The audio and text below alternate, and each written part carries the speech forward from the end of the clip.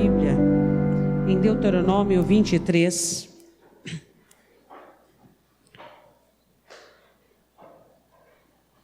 Versículo de número 9. Nós amamos a Deus e nós precisamos trazer dentro de nós uma força de milícia para que possamos vencer as batalhas e as guerras da nossa vida. Amém? Deuteronômio 23. Todos acharam? Versículo de número 9. Quando o exército sair contra os teus inimigos, então te guardarás de toda coisa má.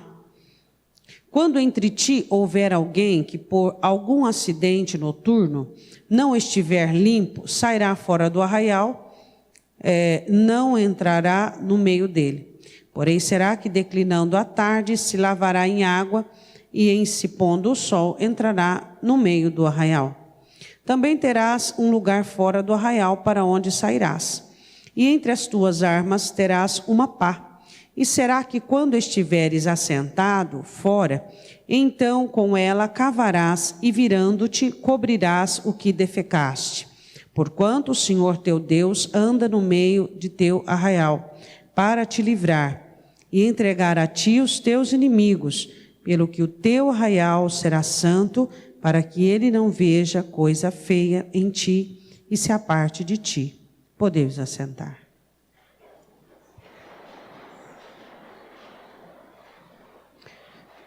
Esses tempos atrás eu tentei explicar para vocês duas questões de guerra. Existem dois tipos de guerra e dois tipos de batalha. A de defesa e a de ataque. O que você precisa ter na de defesa? Pureza. Você precisa ter habilidade, fechamento de brechas e discernimento. E o que você precisa ter nas guerras de ataque? Ousadia, intrepidez, força e pureza e fechamento de brechas. Em todas os dois tipos de guerra é necessária a pureza. Deus dá uma ordenança a Moisés sobre a necessidade do arraial de Israel estar limpo em uma situação de guerra e de batalha. Porque o que garantia a vitória de Israel não era a força belicosa de ferramentas, de armamento, e nem a estratégia de guerra e nem a milícia. O que garantia a vitória de Israel era Deus. O que garante a vitória da igreja e do povo de Deus não é que o povo de Deus são os mais espertos, os mais hábeis, os mais inteligentes. Por quê? Porque Deus escolheu as coisas fracas, Deus escolheu as coisas loucas e as que não são. O que dá vitória aos crentes é a presença de Deus no meio da vida deles. A mesma situação funcional da época espiritual é a mesma situação agora. O que Moisés precisava ensinar ao exército e a cada soldado de Israel? Que eles precisavam manter suas vidas limpas, nenhum tipo de imundícia. Se algum soldado tivesse alguma ejaculação involuntária noturna, ele não podia ficar no arraial. Ele tinha que ficar fora do arraial, se purificar e depois, quando acabar o dia, no final da tarde, assim ele podia voltar, para que não contaminasse o arraial de Israel. Nada que tivesse qualquer contaminação, qualquer imundícia humana.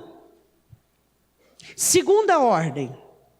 Todo soldado tinha que ter junto, se ele era flecheiro, ou se trabalhava com a espada ou com uma lança, junto com o seu instrumento de batalha, ele tinha que ter uma pá. Por quê? Porque ele tinha que ter um lugar separado, que era determinado por Moisés, fora do arraial, onde ele iria fazer as suas necessidades fisiológicas, tanto o líquido quanto o outro. E então ele tinha essa pá junto. Mas pastora, não era um atrapalho o soldado com uma pá nas costas? Lembra que a pá também era um instrumento de guerra? Por quê?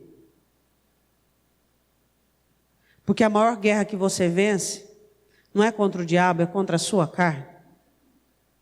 E aquele soldado, ele tinha que abrir um buraco na terra, e ele tinha que defecar naquele buraco, e ele usava a pá para poder enterrar as suas fezes, para que não houvesse contaminação no arraial.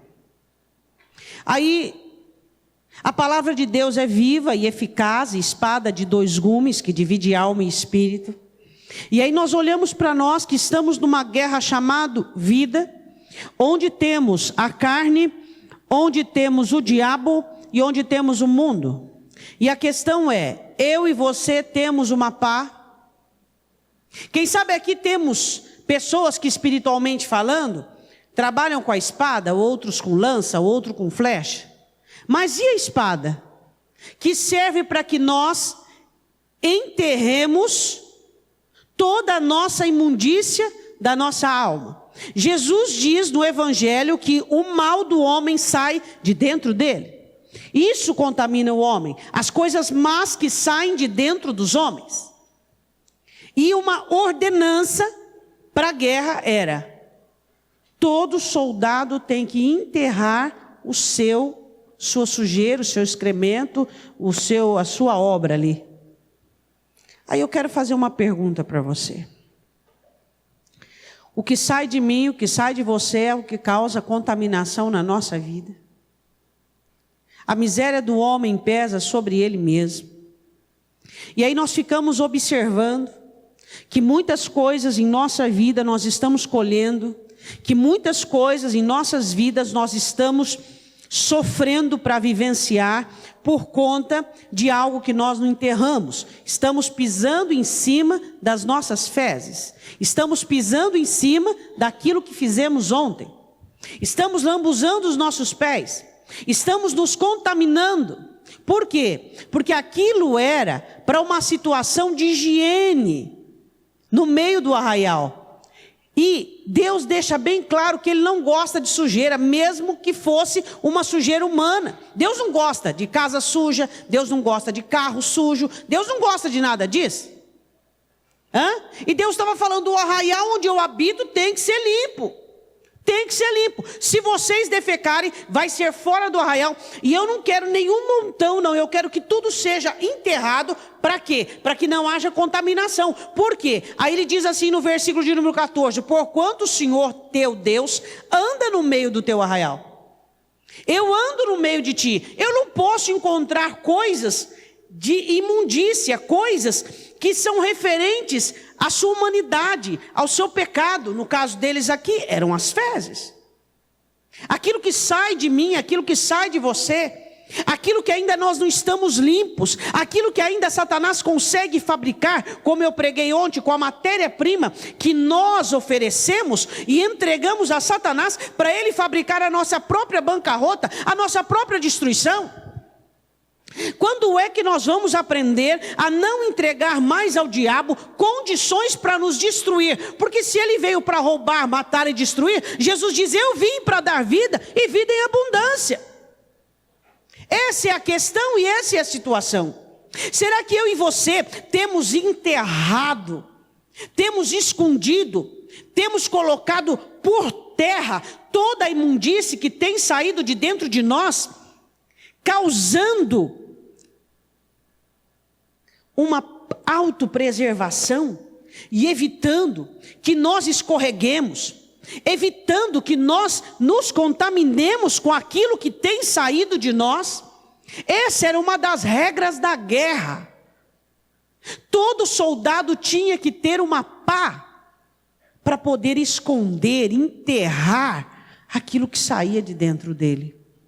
Porque Jesus diz muito claro, o que sai do homem é o que o contamina. Sabe, irmãos, nós temos uma guerra chamada vida. Nem eu nem você queremos nos tornar perdedores. E nem Israel queria. Mas por inúmeras vezes, Israel experimentou a derrota. porque não tinham uma pá. Não possuíam um instrumento onde eles pudessem esconder o que saíam de dentro dele. Jesus, olhando para os discípulos do Getsemane, disse assim: vocês precisam aprender a vigiar, porque a carne é fraca. Não existe nenhuma carne aqui no contexto que é forte. Toda a carne existente aqui é fraca.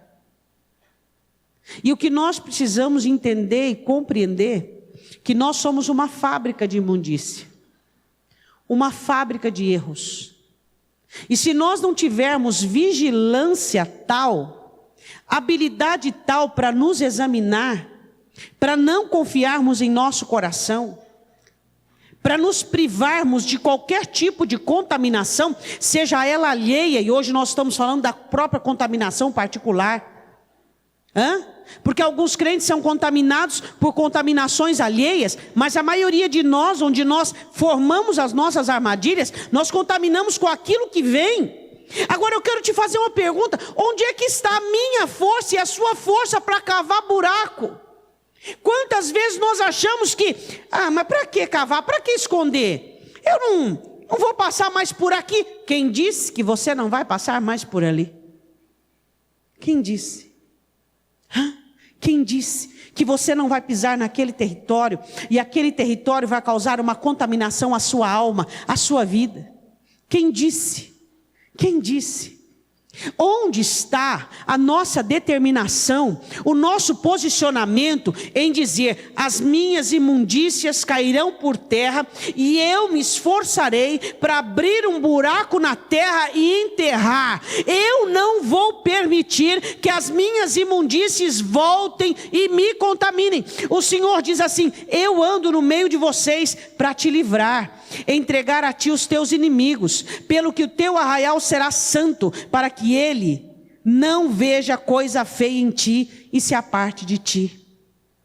Será que Deus tem visto coisa feia em mim ou em você? E essa coisa feia não tem dado a Deus o prazer de estar conosco? O Senhor diz: eu sou responsável pela vitória de vocês, eu sou responsável pelo êxito de vocês, eu sou responsável pela destruição de todo inimigo, eu sou o responsável pela vitória de vocês. Então o mínimo que vocês possam fazer é manter a vida de vocês limpa, em condições da minha presença. O melhor que eu posso fazer pela minha história é manter a minha vida limpa, é manter a minha história limpa, em condições para que a presença de Deus ali esteja, e então eu, por meio da presença de Deus, eu alcance o êxito e a vitória. O Senhor diz: eu não quero me apartar de vocês, mas eu também não posso ficar no meio de vocês vendo coisas feias em vocês. Eu quero falar sobre coisas feias que Deus não gosta de ver em mim nem em você.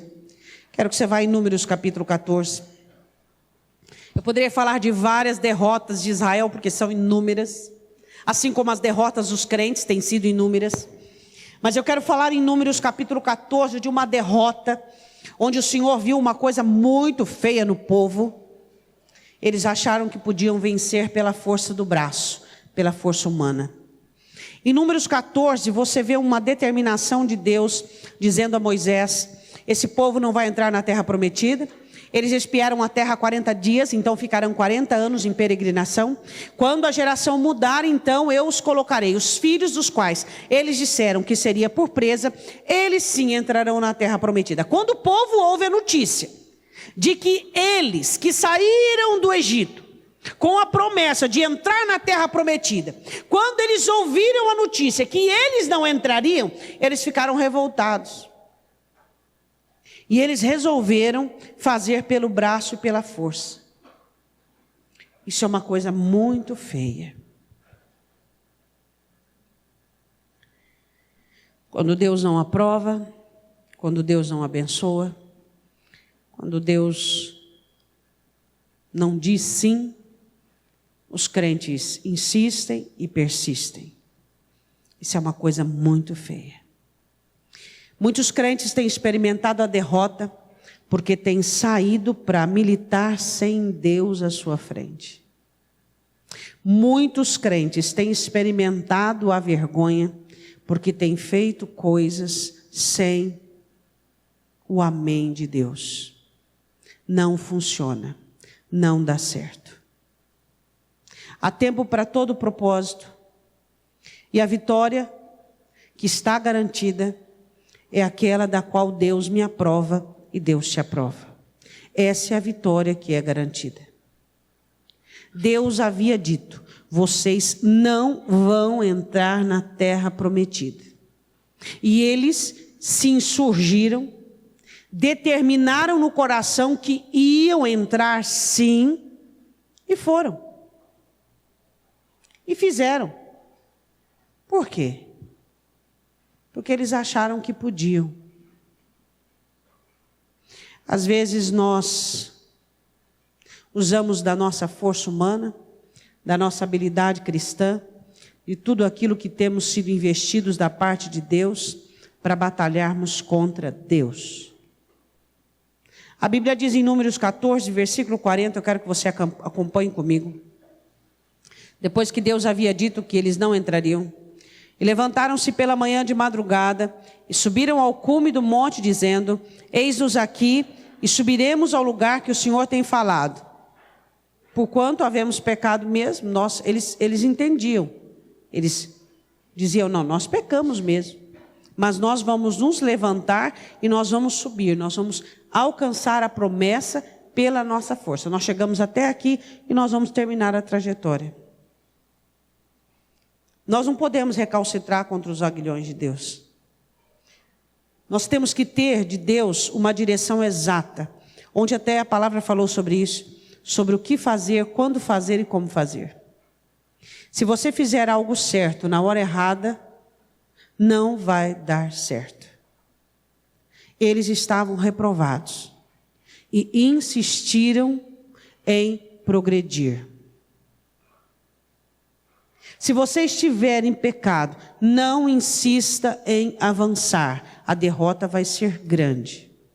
Se você estiver no erro, o momento é de consertar, não de progredir, não de avançar. Se você tiver algum pecado a ser confessado, alguma situação a ser resolvida, não faça planos para continuar, porque Deus não irá junto.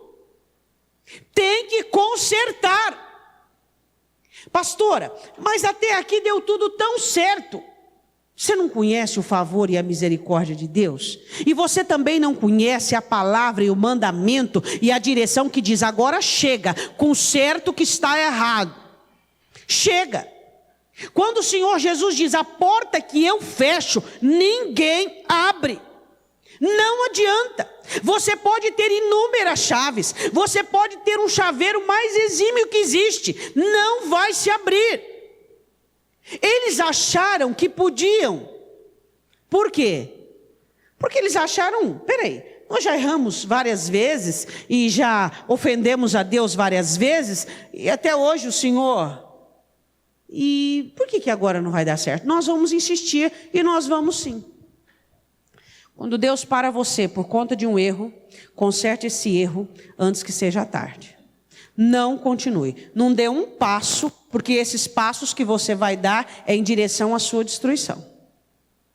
Quando Deus quer consertar a vida de uma pessoa, aquele momento é momento de parar, de refletir, de arrepender, de retornar, de administrar aquela situação, de pedir perdão, de fazer uso dessa misericórdia, de arrependimento, para que depois ouçamos da parte de Deus que sim, podemos continuar.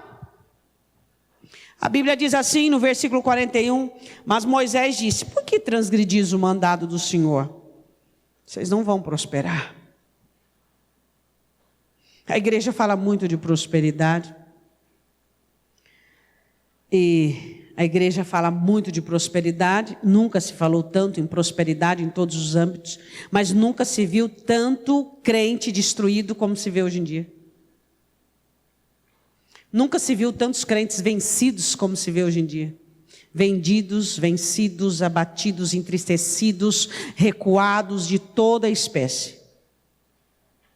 Uma dor o vence, uma doença o vence, uma perda o vence, uma traição o vence. E eles falam de progresso e falam de progresso. Moisés disse: vocês não adianta insistirem porque não vão prosperar. Vocês não vão conseguir. Aí o que Moisés fez? Ele disse: eu não vou deixar a arca do Senhor ir. Aí ele diz assim no 42, não subais, pois o Senhor não estará no meio de vós, para que não sejais feridos diante dos vossos inimigos. Vocês não insistam, vocês não temem a Deus, vocês não têm temor por Deus, não insistem nessa investida. A vida é uma jornada e um campo de guerra. Jó disse que o homem nasce para a guerra. E se você estiver escondendo alguma coisa, e se você estiver insistindo em fazer uma jornada no erro, você não vai prosperar. Não vai. Porque de Deus não se zomba. A Bíblia diz assim: contudo, temerariamente, insistiram, teimaram, tentaram subir ao cume do monte, mas a arca da aliança do Senhor e Moisés não se apartaram do meio do arraial. Então desceram os amalequitas e os cananeus que habitavam na montanha e os feriram, derrotando até Hormá. O que você entende sobre isso? Quantos crentes com tanta insistência? Eu quero que você vá comigo em Salmo 60, eu lembrei do versículo agora. Salmo 60, versículo de número 9. A palavra do Senhor diz assim, que Deus é a razão da nossa vitória. Versículo de número 10. Salmo 60, versículo 10.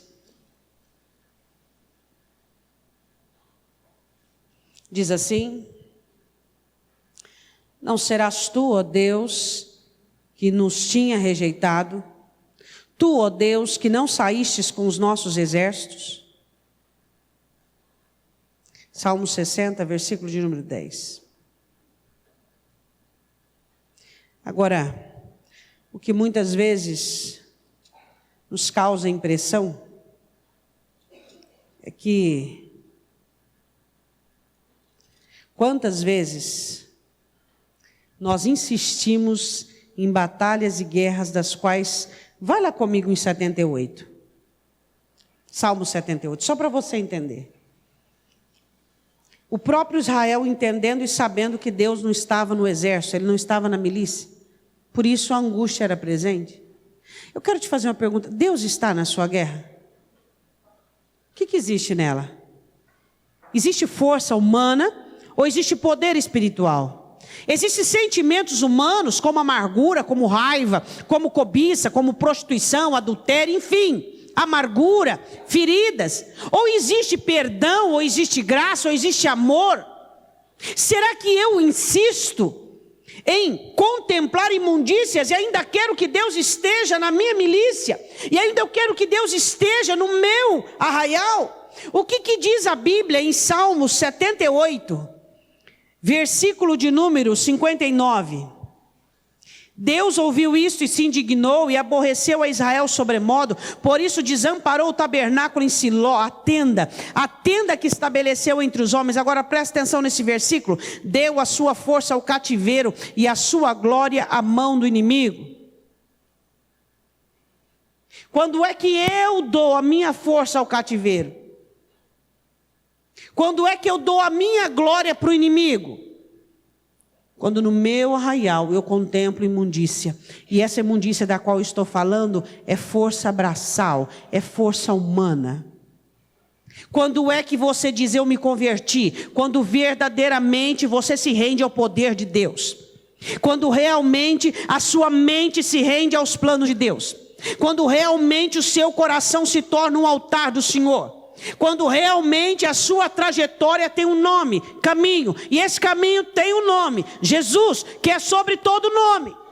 Aí você diz, eu me rendi ao Senhor, eu sou uma pessoa convertida. Por quê? Porque você se rendeu.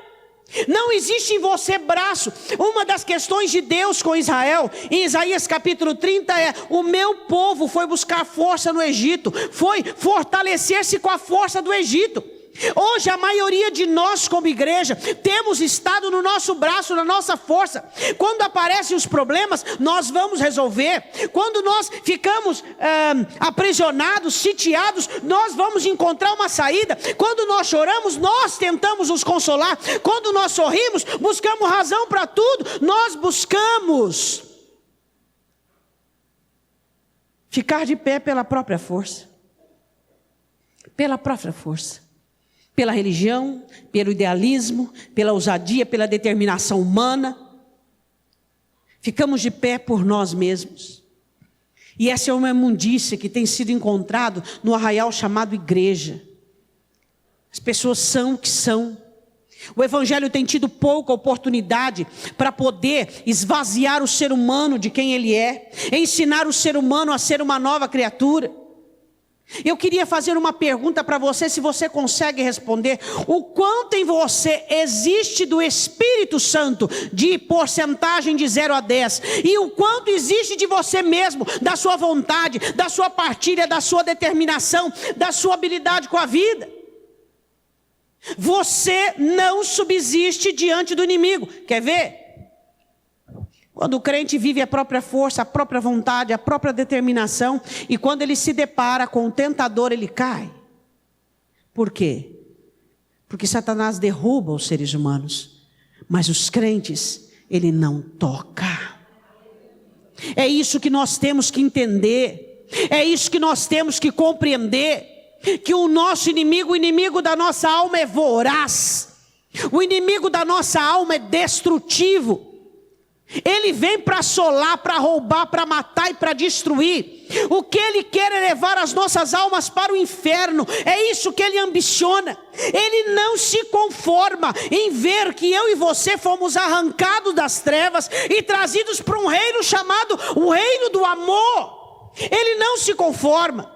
Então ele fará de tudo para que você viva por meio da sua força, por meio da sua habilidade, que você vá, que você ocupe os seus dias e a sua agenda fique ocupadíssima, para que você fique cansado demais para orar, cansado demais para cultuar, para que você seja um crente religioso.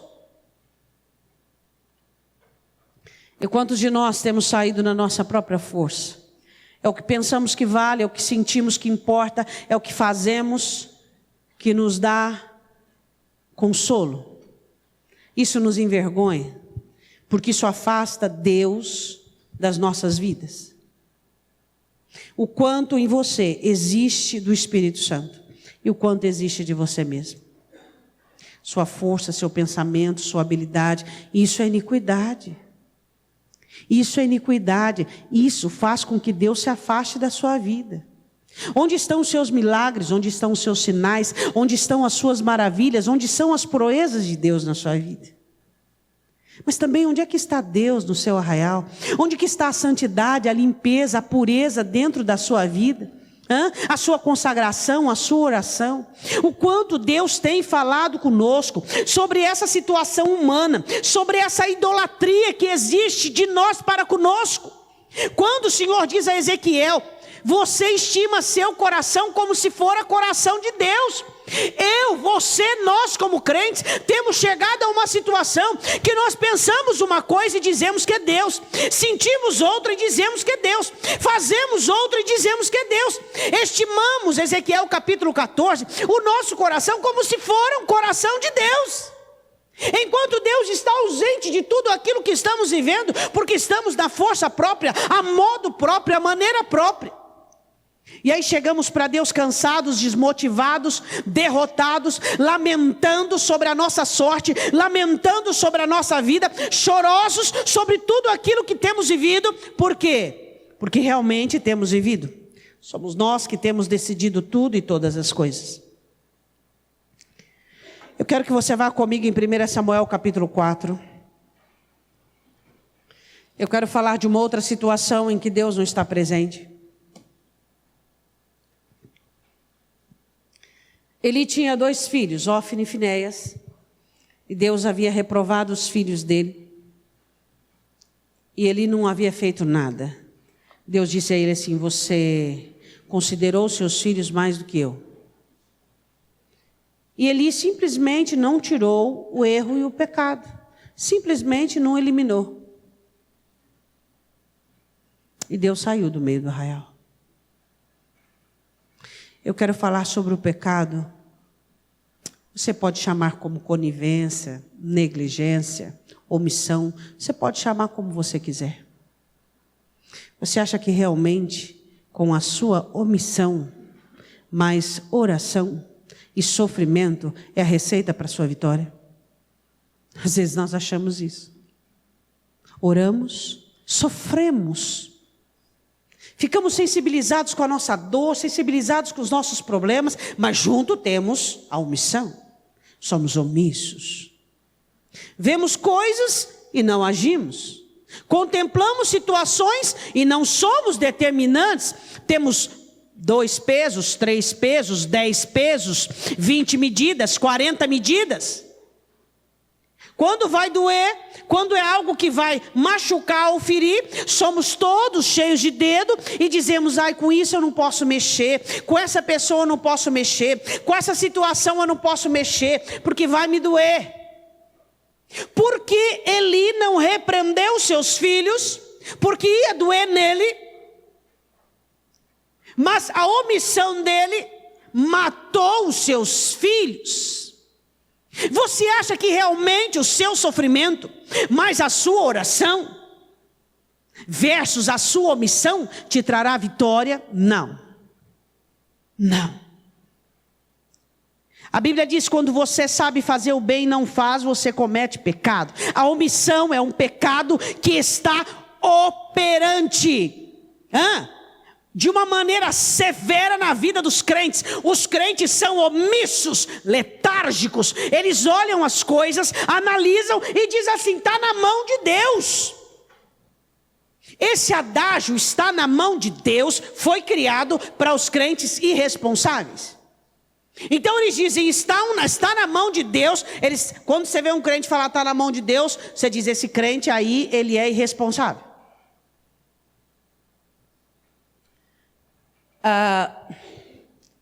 O pecado tira a coragem. O pecado da omissão arranca a sua coragem. Deus não quer que você seja um crente omisso. Deus quer que um dia você chegue diante dele e você diga: Deus, eu fiz tudo o que eu tinha que fazer. Essa oração que Deus quer que ouça de você, isso irá mover a mão de Deus em seu favor, em favor à sua situação. O pecado, a culpa, torna os homens covardes. Às vezes você olha para uma situação e você é vencido por ela porque você tem culpa. E você diz: eu não vou agir porque eu tenho participação e culpa. Quem sabe ele olhou e disse assim: Deus, eu não vou corrigir os meus filhos porque eu fui culpado. Mas porque ele não pediu perdão para Deus e disse: Senhor, me perdoa porque eu fui condescendente, eu fui omisso, mas agora eu quero consertar as coisas, eu quero arrumar as coisas. Quantas vezes você não age e peca por omissão por causa da culpa? A palavra do Senhor diz assim: quem pode te condenar? Satanás quer, por meio da culpa, arrancar as ferramentas da sua mão, tirar os instrumentos de ações que você tem que ter.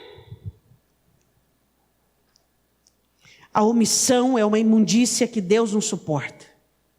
Deus não suporta. Nós não podemos ser omissos. O Espírito Santo de Deus deve ser dentro do nosso coração a força, o poder para nos levantarmos contra toda acusação do inimigo, contra toda a culpa e dizermos: Jesus Cristo me perdoou e eu vou agir contra essa situação. Eu vou levantar a minha mão contra essa situação. Quantas vezes a culpa já desarmou você? Já fez você alguém inapto? Já condenou você a uma situação de omissão? Por quê? Você não conhece o perdão do teu Senhor Jesus?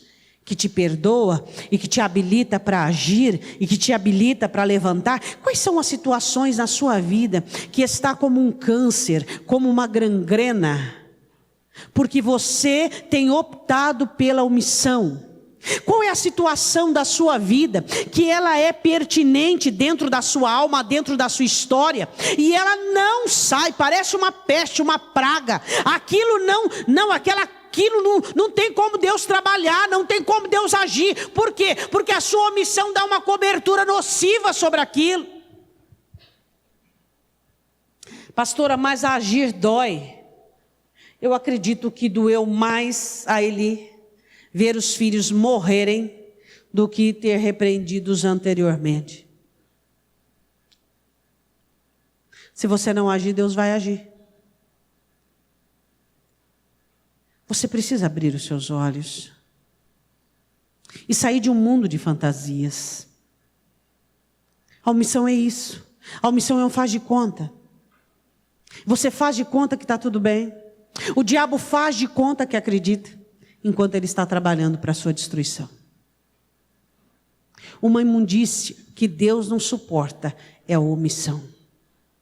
Você sabe e não faz nada. Você sabe e não faz nada. Você sabe e não faz nada. Você vê e não faz nada. Você diz, mas pastor, eu não tenho força. Mas você tem poder. Você tem poder do Espírito de Deus para levantar, se posicionar e dizer, agora chega. Acabou. Acabou. O império do inimigo acabou. O império do pecado acabou. Essa situação vai ter fim agora. Essa situação não vai mais continuar dessa maneira. A Bíblia diz assim, que os 2 filhos de Eli saem para a guerra.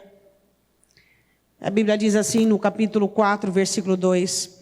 Os filisteus se dispuseram em ordem de batalha para sair contra Israel. E estendendo-se a peleja, Israel foi ferido diante dos filisteus, porque feriram na batalha no campo uns 4.000 homens. Essa batalha, era uma guerra de defesa. O inimigo saiu contra eles. A outra batalha foi Israel quem saiu contra. Você acha que você terá condições de defender aquilo que Deus te deu, quando o inimigo se levantar com o pecado de omissão? Não. O pecado de omissão fará você debilitado diante da peleja. Você tem que ser aguerrido. Você tem que ser forte. Você tem que ter determinação. Eu quero dizer uma coisa para você. Você pode ser débil em muitas áreas da sua vida. Em muitas áreas da sua vida pode ser nota 3, nota 4, nota, sei lá eu. Mas em questão de ousadia e determinação, nos dias de hoje, se você não for 9,9, você está perdido. Em questão de determinação, de ousadia, de sim, sim, não, não, você está perdido. Por quê? Porque Satanás, ele vai derrubar com a cauda dele milhares e milhares e milhares de crentes que não são sim, sim, não, não. Ele vai derrubar. Por quê? Porque a falta de determinação desagrada a Deus. Caindo no desagrado de Deus, cai-se na exposição maligna. Quantos de nós temos essa falha em nossa conduta cristã? Não somos determinados o suficiente para dizer é não, na segunda, na terça é não, no mês que vem é não, no ano que vem é não. O porquê existe em nós essa inconstância de não sabermos aquilo que queremos nem onde queremos chegar. Aquele pai, aquele homem sabia que estava errado, mas ele não conseguia dizer não. Ele sabia que tinha que dizer não, mas não dizia não, ele dizia sim. Ele não conseguia viver o não que ele sabia que tinha que dizer. Você sabe quais são os nãos que você tem que dizer, mas você não diz. Você não tem força para isso. Você não tem habilidade para isso. Esse pecado de omissão vai trazer a destruição para aquilo que você tenta conservar. O que você tenta salvar hoje será destruído amanhã pelo seu pecado de omissão. É isso que nós temos que entender. Porque nós precisamos ouvir da parte de Deus o que é sim e o que é não. E quando for não, é não. E nós temos que garantir este não. Pastora, mas dói. O Evangelho não garantiu para você que não doeria?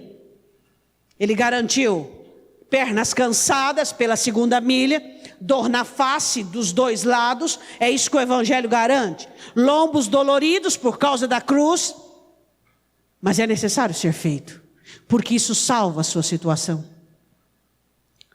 A sua confissão, sua exposição salva. Eli poderia ter salvado os seus filhos. Porque quando Deus fala com Samuel, já eram várias vezes que Deus tinha falado com Eli. Mas ele não quis. Ele não tinha força para dizer não. Uma imundícia que o Senhor tem encontrado dentro de muitos lares, dentro de muitos arraiais, é a omissão. Deixa como é que está, para ver como é que fica. Aparentemente está tudo bem. Quem sou eu e quem é você para que vivamos de aparência? Aparentemente está tudo bem. Aparentemente está tudo bem, sendo que você sabe.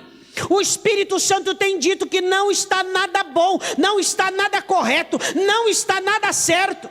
E onde está a sua atitude? O Espírito Santo está esperando com que você haja, para que a coisa comece a acontecer, para que Deus comece a salvar, para que Deus comece a agir como você espera, com uma ação salvífica. Você precisa ser alguém que denuncie, você precisa ser aquele que fale diante de Deus, aquele que coloca um basta. Qual é a situação na sua vida que você tem que pôr um basta, meu irmão? Qual é a situação na sua vida que você tem que determinar? Não, peraí, chega. Paulo diz assim: vocês são sofredores quando vos colocam em servidão, quando vos ferem no rosto, quando os colocam, vocês apertam e fecham, trancafiam vocês. Você diz: mas pastora, isso aí não me faz mal. Você não sabe o que o diabo pode fazer com uma omissão? Não é mesmo? Por isso que você diz isso. A Bíblia diz assim: voltando o povo, versículo 3, ao arraial, disseram aos anciãos de Israel: por que nos feriu o Senhor hoje diante dos filisteus? Tragamos de Siló a arca da aliança do Senhor e venha no meio de nós para que nos livre das mãos de nossos inimigos. Eles acharam que verdadeiramente a arca os salvaria. Olhe para o seu irmão e diga: se você pensa que o culto, que a campanha, que a sua teologia te salva, não. O que te salva? E conhecereis a verdade vos libertará. E se o Filho vos libertar, verdadeiramente sereis livres. O que te salva é a verdade. É isso que te salva. Sua teologia, seus cultos, vamos lá. Não te salva. Teus dons, teus talentos não te salva. O que te salva é a verdade. É isso que te salva. Não é o faz de conta, mas é a verdade. A Bíblia diz: compra a verdade e não a venda por nada. E a verdade tem nome. Ele disse: eu sou o caminho, eu sou a verdade. E se você andar no meu caminho e viver a minha verdade, você terá a vida. Como eu posso querer ter uma vida vivendo de faz de conta, sem confrontos? Como um crente pode querer viver sem confronto conjugal, sem confronto familiar, sem confronto pessoal? O confronto cura, as verdades curam. Mas você quer fazer de conta que está tudo bem, não quer desgaste? Você não quer desgaste no relacionamento? Saiba, esse relacionamento será destruído pela sua omissão. Hoje o relacionamento que você não quer que seja desgastado, amanhã será destruído pela sua omissão. Não podemos ser omissos. Essa é uma imundícia que Deus abomina. Esse faz de conta que muitos de nós temos vivido para aparentar que está tudo bem, para aparentar que está tudo nos conformes. Essa é uma lei de guerra, que você tem que ter o seu arraial limpo. Coisas têm que ser ditas, verdades têm que ser expostas. Deus vai fazer a obra. Deus vai fazer a obra. Não, estou esperando em Deus. Deus vai fazer a obra. Vai, continua esperando. Espero que você encontre uma cadeira muito confortável, porque você vai esperar muito. O que atrai a obra, a mão de Deus para mim e para a sua vida é a verdade, é o meu posicionamento, é o seu posicionamento, é a nossa vida diante dele.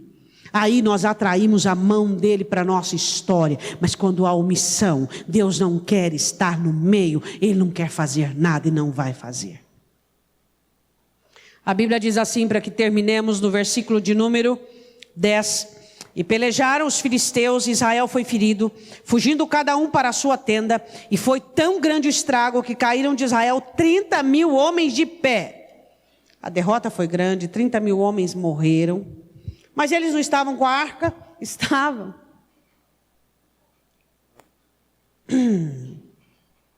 Você precisa do culto e precisa da verdade. Você precisa da teologia e precisa da verdade. Você precisa da doutrina, mas precisa da verdade. O rudimento é a verdade. Versículo de número 11. E foi tomada a arca de Deus e os 2 filhos de Eli, Ofni e Finéias, morreram. O filho que ele queria preservar, que não queria repreender, que não queria exortar, que não queria contrariar, morreu. Você acha que Deus vai agir dentro da sua omissão? Porque você tem que estar cheio de dedos? Você tem que pisar em ovos? Eu não sabia que o seu caminho agora se chama ovos. Hã? Seu caminho se chama Jesus. E você precisa tomar uma posição na sua vida hoje. O Senhor disse para mim e para você em Deuteronômio 23, que eu não veja coisa feia e má diante de mim no teu arraial, porque eu sou aquele que te dou a vitória, eu sou aquele que faz as obras na sua vida, eu sou aquele que te restaura. Então limpa o seu arraial. Cadê a sua pá? Para você eliminar as imundícias da sua vida, da sua casa, da sua alma, da sua família, enterrá-las, colocar por terra. Olha para o seu irmão e pergunta: você é conivente?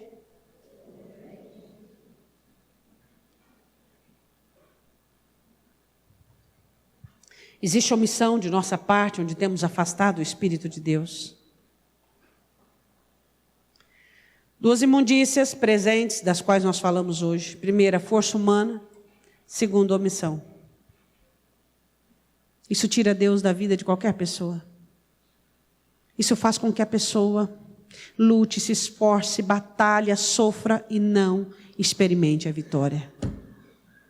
E aí? E aí? Aí você chega lá no final. Eu sofri. Você acha que Eli não sofria? Eu sofri. Eu orei. Eu fiz campanha. Eu falei. Falar. Você é daqueles crentes que desejam muito ficar livre de um problema? Você quer analisar um crente que quer ficar livre de um problema? Não, porque vamos conversar, vamos acertar. É isso assim, assim, assim, assim, assim, assim. Vai ser assim, assim, assim, assim, assim, assado. E cozido também. E se der frito, vai ser. Vamos pôr a pedra no assunto. A única pedra que tem que existir na sua vida é Cristo, para rudimentar e colocar alicerce. Não se coloca pedra sobre assuntos, porque você está lidando com um arqui-inimigo chamado Satanás, diabo, acusador, serpente, enganador. Só porque você acha que a coisa melhorou, a coisa está resolvida? Oh, acorda, que mundo você vive? Hein? Vai fundo, vai pesquisar, vai analisar, vai investigar, vai. Quando é que você vai poder descansar? Quando Deus disser para você: passou, vitória está ganha. Quem sou eu e você para levantarmos baluartes de vitória em meio de uma situação que ainda não foi definida, que ainda Satanás está trabalhando? Quem somos nós? A nossa função e o nosso papel é: Jesus diz, eu vos digo novamente, vigiai e orai.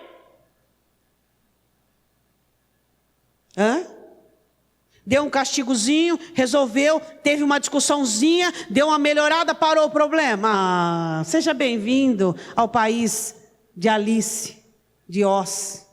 Seja bem-vindo. Você está no mundo, e o mundo jaz no maligno, e Satanás é um leão devorador, e ele quer arrancar os que são seus. E ele quer tirar aquilo que Deus te deu. E se você pecar com o pecado da omissão, você não vai ter cara para chegar diante de Deus e dizer: Senhor, haja sem tardar e faça a sua obra. Por quê? Omisso. Crente. Contentão. Já viu os crentes? Tudo contentão. Tudo alegrão. Churrascada. Comilança nos PG. Os cargos, e o diabo lá, logrando, tirando. E os crentes tudo cego. Por quê? Covardes, não gostam de conflito. Você tem que ter conflito. Você tem que ter conflito. Não existe relacionamento saudável sem conflito. Tem que ter conflito. Tem que ter verdades expostas. Essa é uma guerra chamada vida. Tem que ter pingos nos is. Tem que ter situação resolvida. Tem que ter conversa. Tem que estremecer o alicerce. Para poder curar, para poder sarar. Deu para você entender ou não deu? 2 pecados, força humana e omissão. Os pecados que os crentes fazem para afastar Deus do arraial deles. Você tem sua pá? Limpa a sua sujeira. Tira a sua omissão de dentro da sua casa, de dentro da sua vida, de dentro do seu lar. Comece com você. Porque às vezes você acha que você é tão crente e na verdade você sabe que não é. Começa por aí. Fala: Senhor, eu estou me enganando. Segundo, para com esse negócio de força humana. Para esse negócio de achar que você faz, que você acontece, que a coisa vai. Eu quero que você fique de pé em nome de Jesus. Feche os seus olhos. Eu quero que você abra a sua boca agora, os seus lábios, e você fale com Deus. O pecado da omissão foi o pecado de Eli. O pecado de Israel, a força humana. Achou que poderia fazer algo pela força humana. E nós olhamos para as Escrituras e temos aprendido, mas não temos praticado. Eu quero que você confesse a Deus qual tem sido a sua omissão. Você acha que por você estar na igreja a coisa já está certa? Por você fazer oração a coisa está certa? Por você exercer um cargo, Deus terá a obrigação de fazer a sua parte? Esqueça. Confessa o seu pecado de omissão. E diga: Senhor, eu sou covarde, por isso que eu não faço confronto. Senhor, eu fico acusado. Quando eu vou me levantar para confrontar, o diabo me acusa. Você abandonou, o diabo me acusa. Mas agora eu quero sair daqui nessa noite perdoado. Eu quero te pedir perdão em nome de Jesus de toda a minha falta, de toda a minha falha, de todas as vezes que eu endureci meu coração para a tua palavra, de todas as vezes que eu fiz vista grossa. Eu quero te pedir perdão, Pai. E eu quero em nome de Jesus sair daqui livre de todo pecado de omissão. Eu serei um crente incisivo, determinado. Eu não vou mais permitir, eu não vou mais achar que a minha omissão é uma forma de culto. Tua palavra diz: aquele que odeia a sua alma tem parte com o ladrão. Deus, eu tenho tido parte com o diabo. O diabo tem entrado, tem enganado, tem roubado, e eu tenho tido parte, eu não tenho denunciado. Mas agora eu quero denunciar em nome de Jesus a minha omissão, a minha fraqueza. Eu quero denunciar o quanto eu tenho sido omisso, quanto eu tenho sido negligente, quanto à minha vida, quanto à minha família, quanto à minha história contigo. Eu tenho que confessar a minha força humana, Deus. Onde eu tenho confiado apenas em mim, eu tenho confiado naquilo que eu sei, naquilo que eu posso, eu tenho me dado mal. Abra sua boca, confessa, fala com Deus. Fala: Senhor, eu quero confessar nesta noite a minha impotência diante das miríades celestiais, Deus, dos principados. Eu quero confessar a minha omissão diante do teu reino, Senhor. O quanto eu tenho sido falto, o quanto eu tenho sido negligente, o quanto eu tenho feito vista grossa. Ó Deus, em nome de Jesus, as minhas orações devem ser mais explícitas. e deve acometer-me de autoridade, de ousadia, de atitude, Pai, em nome de Jesus Cristo. Em nome de Jesus, o que vai livrar a minha família é o poder do Teu Espírito em mim, não a minha força, nem a minha omissão.